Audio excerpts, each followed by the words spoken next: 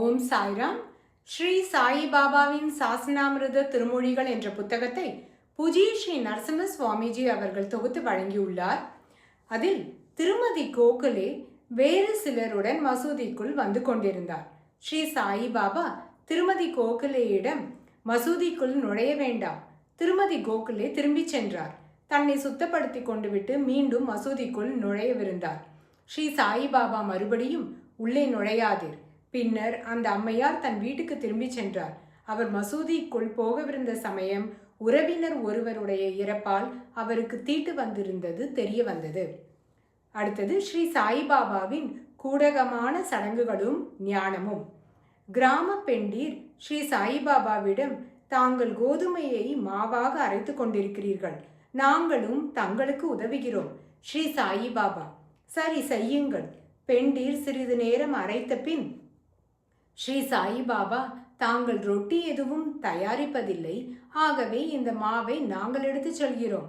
ஸ்ரீ சாயிபாபா, இல்லை இல்லை, வாருங்கள், எல்லோரும் இந்த மாவை எடுத்து செல்வோம்.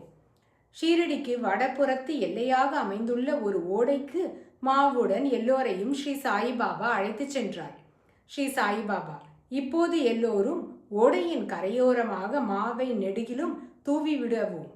காலரா, பிளேக் போன்ற தொத்து நோய்கள் தேவதைகள் உருவில் இங்கே வரும். அப்போது நாம் அளிக்கும் இந்த மாவால் அந்த தேவதைகள் திருப்தி அடைந்து கிராமத்தை விட்டு சென்று விடுவார்கள். அடுத்தது ஸ்ரீ சாயிபாபா நாணயங்களை தேய்ப்பது. தனிமையில் இருக்கும்போது ஸ்ரீ சாயிபாபா தம் பையிலிருந்து நாணயங்களை வெளியே எடுத்து தம் விரல்களால் அவற்றின் மேல் பரப்பை தேய்ப்பார். அதன் விளைவாக நாணயங்களின் மேல் இருந்த எழுத்துக்கள் எல்லாம் அழிந்து போயின.